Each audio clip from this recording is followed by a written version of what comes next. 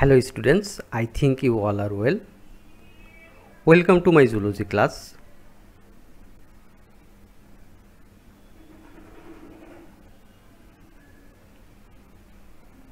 This is Akmal Hussain, lecturer biology, Square High School and College.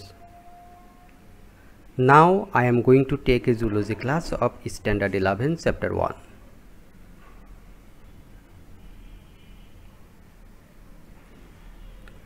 Today's topic is classification of invertebrate animals.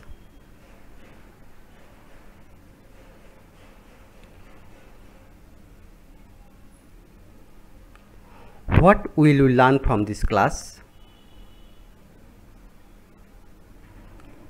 We will be able to know about phylum Porifera, phylum Cnidaria, phylum Platyhelminths.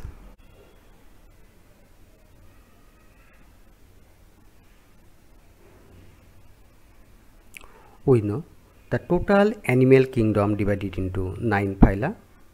Among these, 8 phyla are in invertebrate animals and only 1 is in vertebrate animals. Today we are going to discuss first 3 of invertebrate animals. Phylum 1, name Porifera. Porifera comes from Latin word porus, means pore or aperture, and fer or fair means to bear or carrier. That means the animals who carry huge pores or aperture in their body included in this phylum. Members of this phylum 8659. Characteristics of Porifera. Number 1, they are simplest multicellular animal.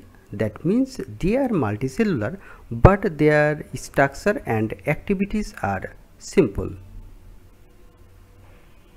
Their bodies have numerous pores in the wall called ostia. That means their pores or aperture known as ostia.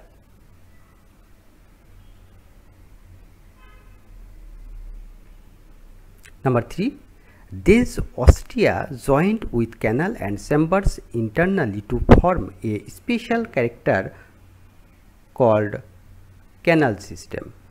Number 4, the spicule is made up of numerous calcareous spine or spongins which form the body structure.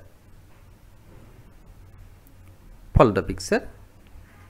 First picture we can see rounded aperture which is called ostia. This aperture attached with one another and finally open into the canal.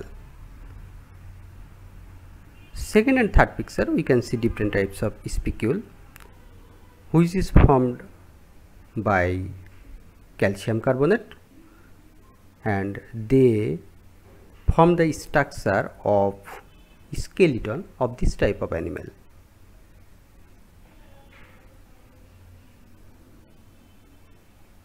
Number 5, the chamber formed choanocytes are open in canal system.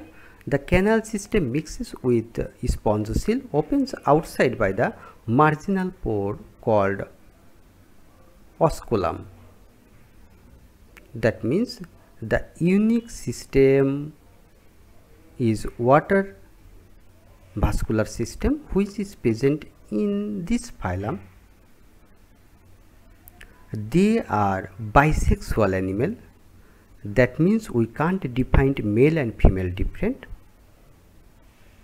They can produce new one by itself.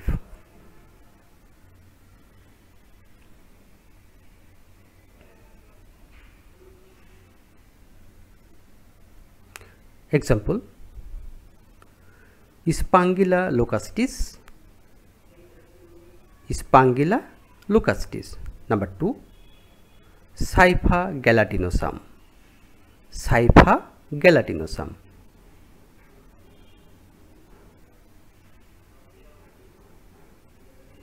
Phylum 2 Cnidaria comes from Greek word nide, means needle, and Latin word aria means connected or joined.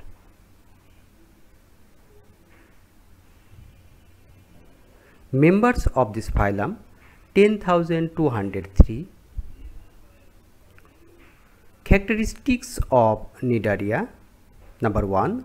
All cnidarians are aquatic, mostly marine. Number 2.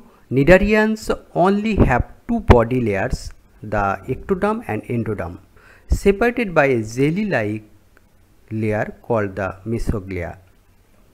That means they are diploblastic animal. We get only two layers in their embryonic condition, ectoderm and endoderm. Follow the picture. There are two layers, ectoderm outside and endoderm inside. Between ectoderm and endoderm, there is layer-like structure which is called mesoglea. Number 4. In their life cycle, sessile polyp or free-swimming medusa or both phases are present. Observe the picture. This one is medusa and this one is polyp. In their life cycle, polyp medusa may both structure may present or may any type of structure may present in their life cycle. Number 4. Nematocyst is present in their body which is composed of a special type of cells called cnidocyte.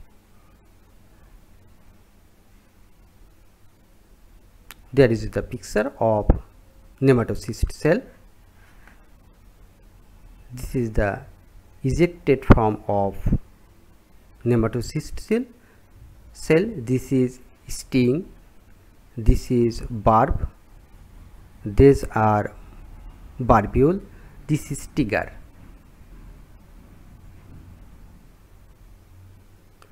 Reproduction is asexual or sexual. That means they can reproduce new one by asexual process or sexual process. Body contains an internal cavity and a mouth.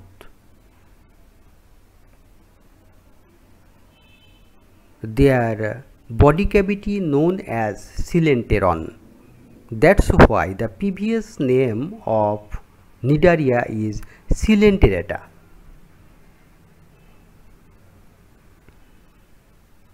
Example, Hydra vulgaris. Example number 2, Aurelia aurita.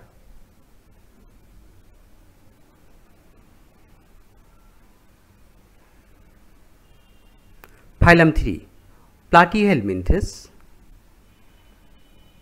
Greek word platy means flat and helminth means worm. That means flat worm. Members 29,487. Characteristics of this phylum. Number 1. Their body is soft, bilaterally symmetrical and flatted dorsoventrally. Bilaterally symmetrical, that means their body divided into same two parts. Flatted dorsoventrally, that means flatted dorsal and ventrally. Dorsal means back part and ventral means front part. Number 3. Skin is ciliary or cuticulous. Cuticulous means formed by cuticle. In their body covered by a thin membrane or polythene like membrane which is called the cuticulous membrane. Number 3. They are diploblastic. That means in their embryonic condition we get 3 embryonic layer: ectoderm, endoderm and mesoderm. Acoelomate. That means coelom is present in their body. Follow the picture. Outer layer is ectoderm, inner layer is endoderm, and middle layer is mesoderm. Ectoderm, endoderm, mesoderm, all layers are present in their embryonic condition. That's why they are diploblastic animal. On the other hand, acoelomate. This is coelom, and coelom is absent in their body.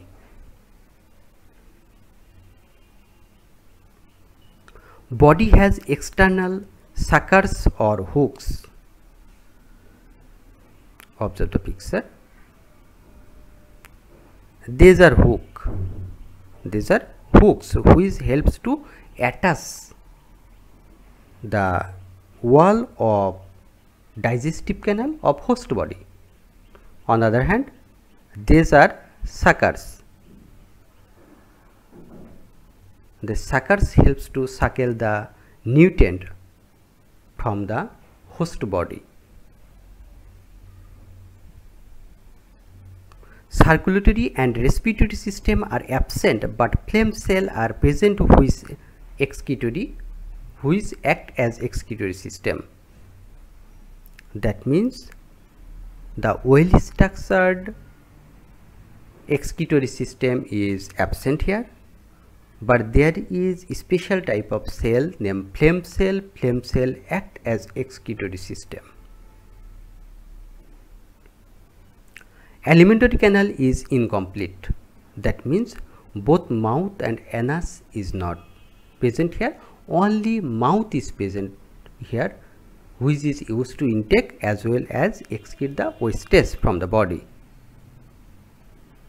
They are bisexual. That means their body not defined into male and female. Most of them are parasitic. Parasitic means they depend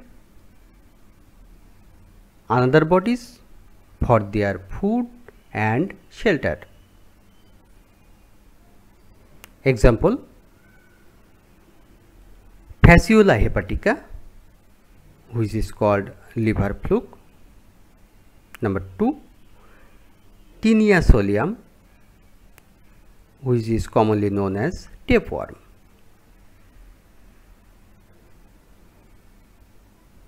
Stay at home, stay safe. Thank you.